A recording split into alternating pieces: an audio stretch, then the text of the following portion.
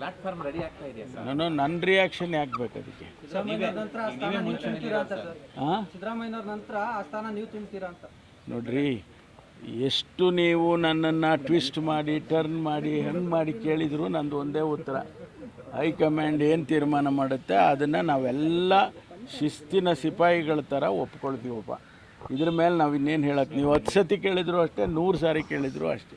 ನಿನ್ನೆ ಮಲ್ಲಿಕಾರ್ಜುನ ಖರ್ಗೆ ಅವರು ಏನಾದರೂ ಸಿಎಂ ಆದರೆ ನಾವು ಒಪ್ಕೊಳ್ತೀವಿ, ಸಿಎಂ ಆದರೆ ಒಪ್ಕೊಳ್ತೀವಿ ಅಂತ ಹೇಳಿದ್ರಿ. ಅದೇನಾದರೂ ಮುನ್ಸೂಚನೆ ಕೊಟ್ಟಿದ್ದ ನೀವು ಅಥವಾ ಸುಳಿವು ಕೊಟ್ಟಿದ್ದ, ಹೇಗೆ? ನೋ ನಮ್ಮಲ್ಲಿ ಏನು ಒಂದು ಭಾವನೆ ಏನಿದೆ ನಮಗೆ ಅಂದರೆ, ಅವರ ಜೊತೆಯಲ್ಲಿದ್ದಂಥವರೆಲ್ಲರೂ ಕೂಡ ಮುಖ್ಯಮಂತ್ರಿಗಳಾದರು.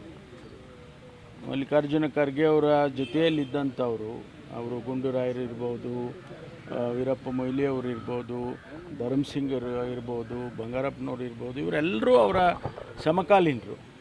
ಕಾಂಗ್ರೆಸ್ ಪಕ್ಷದಲ್ಲಿ ಸಮಕಾಲೀನರಾಗಿ ಕೆಲಸ ಮಾಡಿದ್ರು. ಅವರೆಲ್ಲರೂ ಮುಖ್ಯಮಂತ್ರಿಗಳಾದರು. ಇವರು ಕೂಡ ಅದಕ್ಕಿಂತ ಹೆಚ್ಚು ಸಾಮರ್ಥ್ಯವನ್ನು ಇರ್ತಕ್ಕಂಥ ಒಬ್ಬ ಹಿರಿಯ ರಾಜಕಾರಣಿ. ನಮಗೆ ಒಂದು ಅನಿಸುತ್ತೆ, ಅವರು ಆಗಿದ್ದರೆ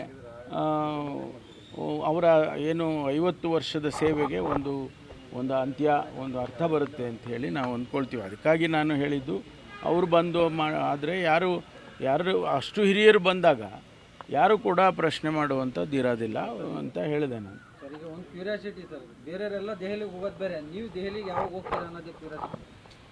ಸಂದರ್ಭ ಬಂದಾಗ ಹೋಗ್ತೀನಿ. ಡೆಲ್ಲಿಗೆ ಹೋಗೋದೇನು ರಾಜಕೀಯ ಮಾಡೋಕ್ಕೆ ಹೋಗ್ತೀವ?